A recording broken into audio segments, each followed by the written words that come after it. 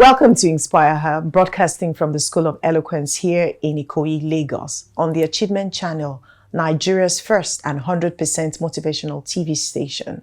Today's episode, Knowledge is Power, Advancing Women Through Education and Continuous Learning. In the next 35 to 40 minutes, we'll unpack how women's education fuels national growth, how to break barriers, poverty, culture, and policy gaps, and explore lifelong learning, digital upskilling, and innovative models like online learning, vocational training, mentorship. Leading the conversation is no other person than me, Onome Iguru, your host, and my co-host is Danielle Joshua, an educational consultant, founder and CEO of Transcend Movement, Transcend Education, and DBEC, championing access, readiness, and real outcomes for learners, and Zubemma.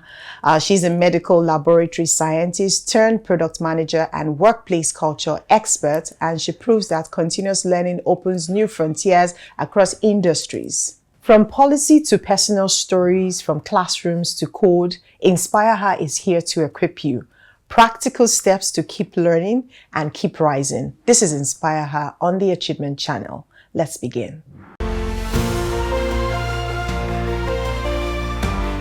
Welcome to InspireHER. Welcome, Danielle, and welcome, Zubemma. How are you today? Very well, thank you. Very well, thank you. Okay. Knowledge is power. When a woman has knowledge, she doesn't just hold on to that knowledge. She transfers to her family, her community, and the nation at large. We have beautiful women, amazing Nigerian women who are doing marvelously. So my question is, looking at your background, Danielle, what's the link between women in power and national development or women in education? Yeah, really good. I love what you just said, knowledge is power. And I think education and women being educated unlocks the potential for the nation, economic growth. If we have more women that are educated, it means that we have more women in leadership positions as well. It means that we are inspiring our young girls as well. It means that our family, the family can even be invested in as well. So if the women is empowered, then our children are empowered, our families are empowered. Sometimes we forget that all men have come from a womb, you know? And so women, obviously it's all God, I believe, but you know, it's through the women that, you know, the women are the carrier of the next generation. So why should education stop, you know, with one gender, or why should education stop with a particular age? Education should be transferable. So yeah, that's what I would say. All right, Zubemma. Education is so important, especially for the women. And for me, their education starts from home. Because like she said, they're the carriers of the human being. And once the person comes out, women have that natural capacity to train. So already the person should be trained from home. That's where the education should really start. And once it starts there, it's informal, but it's something that will go a long way to now help the person when that person finds, especially when they find themselves in that formal setting. Just that little thing you learned from home, being kind, being industrious, don't be lazy. When you get into the formal setting, that education there will now make more meaning to the person, and of course to a large extent to the nation. So it's something I think that should really start from when the child is born. You know, the mother should already start doing that, and it goes a long way. So for me, that's the power of knowledge, because it starts really from home before it goes out to the next place. Yeah. So looking at what both of you just said, if education is this important, how then do we begin to break barriers, barriers in terms of poverty? Yeah. So one of the things I would say is right now, Nigeria is probably the highest country with out-of-school children. At one point reaching like 20 million. So with so many children outside of school, particularly within the northern region, there are majority girls outside of school. And so if we firstly want to break barriers, I think making sure as many children are in school, okay, and learning, regardless of gender, for everyone. Because then we're preparing ahead. Instead of being reactive, we're now being proactive. We're thinking about the fact that eventually there will be another generation. And if we invest so much on the older generation, what are we going to do? We've now forgotten about the 20 million children that we've just, left outside. So I think one of the things that we can do is to think more proactively and think about how do we get as many children in school, but not just as many children in school, because the children that are out of school, they're out of school because of many reasons, but one of them is poverty. So if we now get them into schools, the type of school that we get them into is also really key. We might be able to get them into school, but if they don't have funding and you're being taught by teachers, they won't be able to stay in school. Exactly. And so we also have to make sure that we provide high quality teaching and high quality institutions for the most deprived. And I think in 20 years, 30, 40 years, then we would see more impact in them. Okay, now she talked about poverty. So when it comes to culture, when it comes to policy gaps, how then do we break those barriers? When it comes to culture, I think we have to really break it, because it has been that women, for instance, the girls should be at home and the men should be out there learning. But like we said from beginning, when you lose a part of a group, you've lost everyone. If that girl is not trained, you leave her and she's not trained, you're training only one group. At the end, over the generations, like she said, we are going to lose everything. Poverty will continue. Because this person is not trained. So if she finds herself married or what, she will still be living, that poverty continues, that everything continues, poverty in intellect, everything. When we talk about poverty, it's not only material poverty, it's also intellectual poverty. And with that, the country is going nowhere. And I would keep saying that the woman is the one that moves most things, most of the time. Yeah, the men, they do things, but if we equip with this cultural thing of, okay, these people should be here, or maybe this type of people should be here, they shouldn't be trained, and at the end of the day, a whole generation suffers. And okay, breaking out of poverty, because of course you say, like she's saying, okay, provide the things, the money to train them and all that. Sometimes also it becomes very difficult, but there are other skills people can acquire, vocational skills. Being in the industry of hospitality, I've seen young girls grow. These are people coming from next to nothing, or they are just, managing. But by the time you give them skills, they themselves even train themselves. I've seen most of them do open university or something, because they also want to be earning. So by that, let them be training themselves. So even if I wasn't able to train the person to that university or whatever, but after giving the person that skill, that vocational skill, maybe she learned how to bake or whatever, she starts a business. Before you know it, she would want to go to school. Then she starts training herself. So in a way, you have trained the person. So we need to break that barrier and look beyond what the culture or whatever says, and go into training people, whether getting them into the universities or vocational, getting them to have vocational skills. Eventually, they will help themselves and they will help the society, because wherever she finds herself, or the person will move and the whole society moves. So that's it. Danielle, I don't know if you have anything to say on culture or policy gaps. Gosh, culture is an interesting one. I think relocating to Nigeria, I've just seen the shift of expectations from a woman being in this country. Interesting kind of perspective when I think about culture, because I think growing up in the UK, it's very much like women, go do this, women empowerment. Like we never really, we would never imagine life of a woman that you would want to be a stay-at-home mom or stay at home. There's like, no, go get a job, go do business. And then coming here and seeing the shift that, oh, as a woman, you don't have to, like, you can be at home and raise, and you know, coming from that working environment where it's full on and coming here, I think is quite refreshing. For me, I feel quite like, actually, yes, I think I would like to stay at home. And I think I would actually like to build my home and not have to go and race, like, I think just having the option, I think, and what I would like to add to what you said is around that area of the fact that the type of education. Because I think sometimes we think that engineering, accounting, lawyer, doctor is like the only form of education.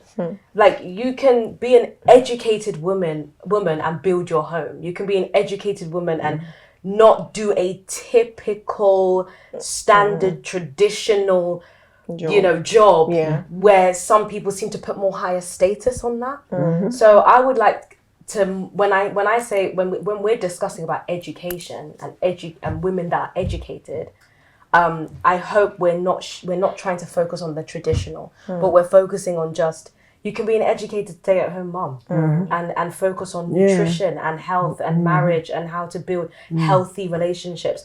Because a woman who can build healthy relationships in her home can also build that in the business and can also, there we go. And when you know how to master good, healthy relationships, to know how to handle conflict, that's knowledge. That's powerful. That's going to help you or help your children if they go and start businesses. So I feel like we need to kind of shift our focus a little bit and expand our minds when we say about the education and educated women. It doesn't have to be this traditional, run your law firm and all of that. It could also just be knowledge. Literally, knowledge is power, and using that knowledge to pass down to the next generation, whatever it may be, soft skills, hard skills, vocational. So all right. We're still talking about education, how education is power. We'll go on a short break, and when we come back, we will continue this conversation. Just stay tuned.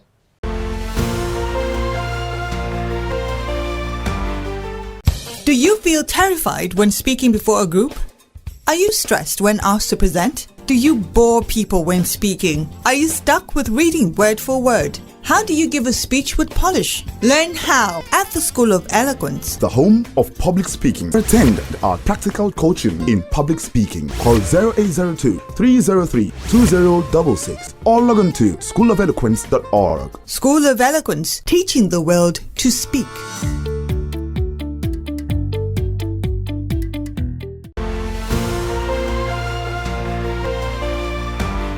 Welcome back. We're still continuing our conversation talking about advancing women through education. Are there real stories of individuals that we can talk about, that we can share, that Nigerians out there, people who are watching us, can actually relate to? So maybe you go first. Okay. So one I would say is even close to home. So my grandma's sister, who is the first general of the army, so Mrs. Aderonke Kale. Okay. So God rest her soul. So she was the first general in the army, and I remember when they were doing her tributes, they were speaking about how she wasn't just a doctor, but she really was able to provide psychiatric and exposing like mental health and really exposing how soldiers can really be aware of stress and trauma and things like that. And I think so she was enlightening the people around her, but then also, in addition to enlightening them, her position and being so dedicated to pursue such a high rank in quite a male-dominated sector, I would say. It inspires, young people and females who have been able to take on those positions after her. So I would even say that is one, and I'm sure there's even other ones of people that are alive here today that we can use. So, Zubemma.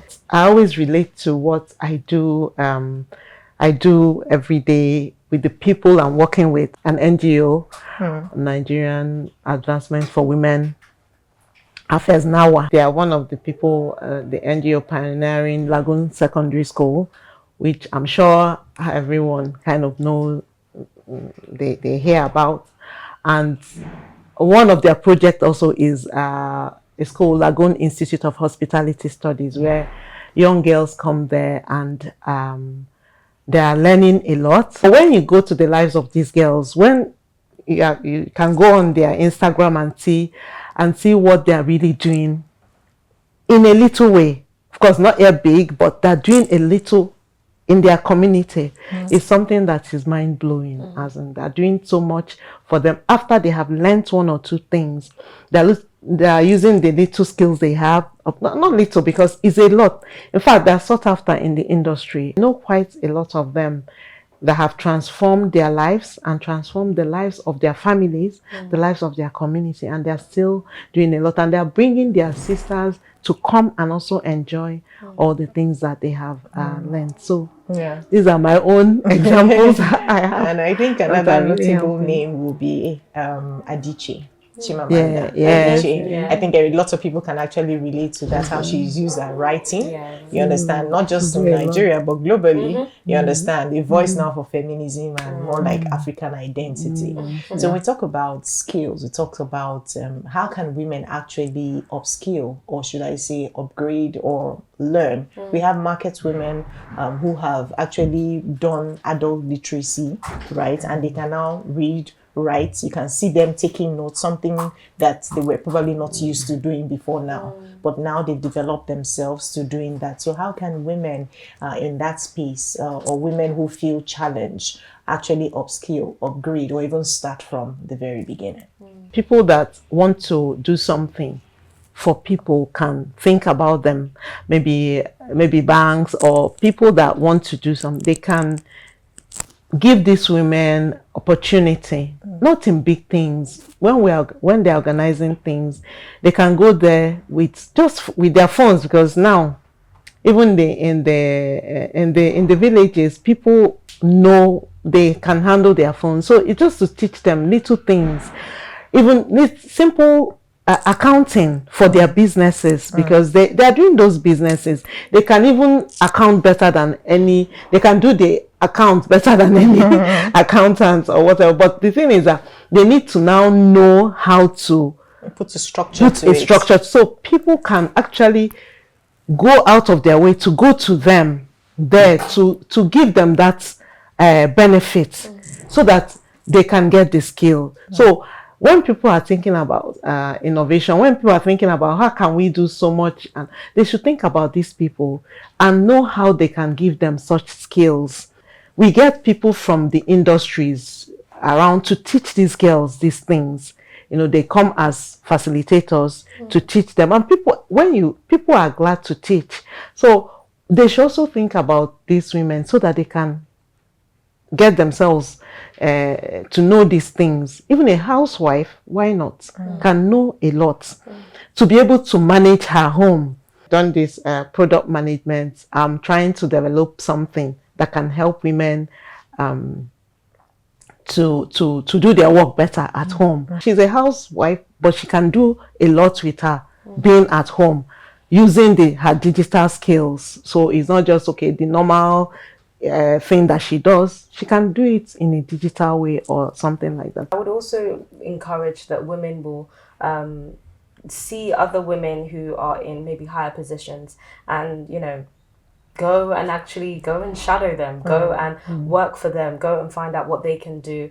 I think it's really important. They will learn so much. I think we learn a lot hands-on when, if I went to go and shadow you in your organization, I will learn so much than just being told these things. True, and so I think I would encourage those women to, see internships and intentionally look at what other women who are successful are doing and go and speak to them. And I think I spoke about this last time when I was on here about, there's the hard skills and then there's the soft skills. And those soft skills are things like, communication, critical thinking, decision making. And those are skills that often they're not taught in the exam, but you need to know how to communicate. So I think trying to develop themselves on those areas are really key. Using YouTube, it doesn't have to be a master's degree. You can so much information is out there for and it's free, right? And so That's Okay. what I would So say. now we've been talking about women who are starting afresh, right? Or starting from the ground level. Yeah. So let's look at women who want to upskill. So are there platforms that they can use? I know you mentioned Google earlier. So look, I still think that's basic for the freshers, right? So let's look at women who intend to upskill. Are there platforms that they can go to in terms of online learning or groups or I don't know, individuals that can mentor them? Maybe we can mention a few just to help such individuals. If the no ones, you have Coursera, you have Allison. These are platforms they can really go to learn things, and these things are they are free, at least to learn whatever. But first of all, the person has to even decide, what do I want to learn? Right. Because one thing is to learn, another thing, what do you want to learn?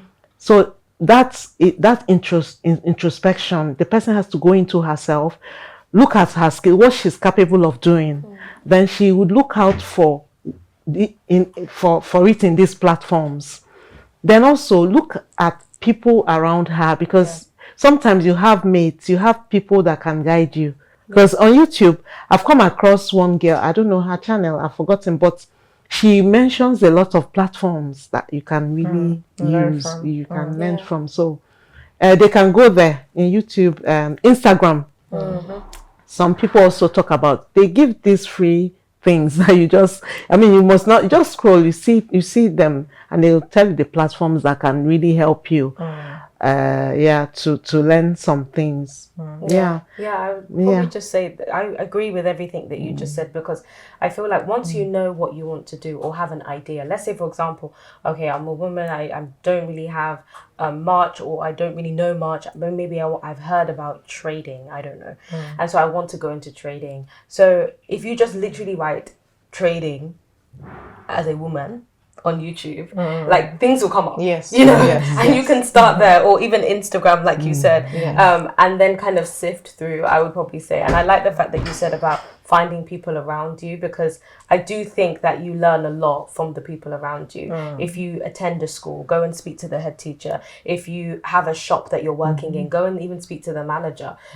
Utilizing the people that you come into contact. If you're a receptionist, and you see a woman coming in, speak to her. What do you do? Oh wow, how did you get into that? I think those are, you're going to find out much more. So And I like the fact that with this AI age, you can actually make searches on Instagram. Right. So it's not just Google anymore. So you have so many platforms. You go on Instagram and you're writing a search. You understand? Just put a query there and your question pops up. You're looking for a mentor. It pops up. Education is power, like we are saying. So just go online and ask those questions, and the things that you're asking for, looking out for, will definitely pop out.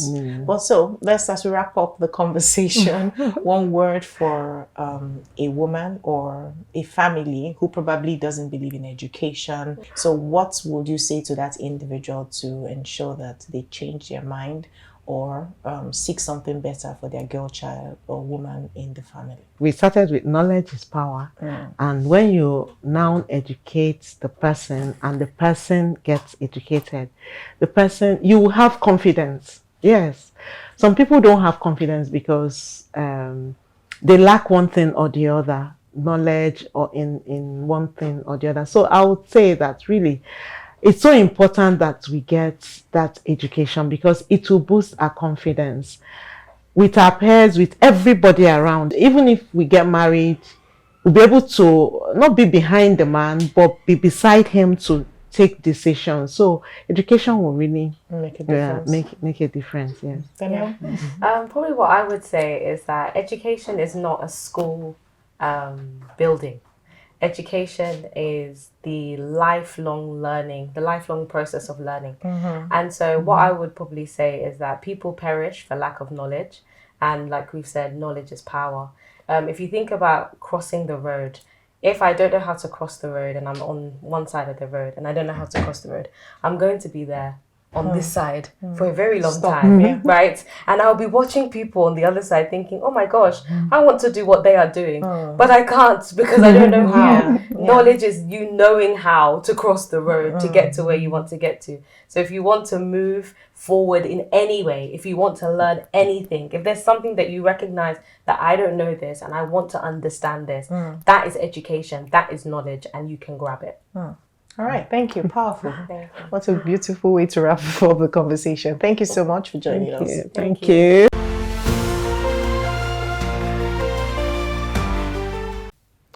Thank you, Danielle and Zubemma, for the insight and inspiration. And to our viewers, before you go, choose one step.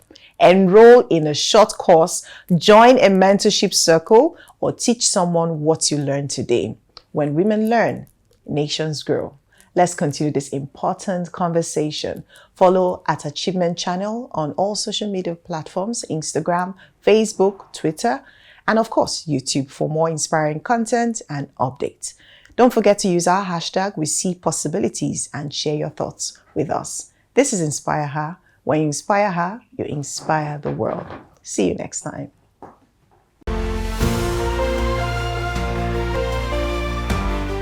And this is a shout out to Achievement Channel. Keep doing what you are doing. We love you. You are doing fantastically well. We are proud of you. Keep watching Achievement Channel. Again, my name is Dr. Edward Bush, one of the co-founders and president-elect of AMEN. That stands for the African American Male Education Network and Development. I want to give a big up and a big shout out to the Achievement Channel for all the great work that you're doing, motivating and inspiring the young people of Nigeria. Keep up the outstanding work, Achievement Channel. I'm Herb English. I am the president of the African American Male Education Network. Big shout out to the Achievement Channel. Really appreciate all the work that you're doing here and abroad. Thank you so much.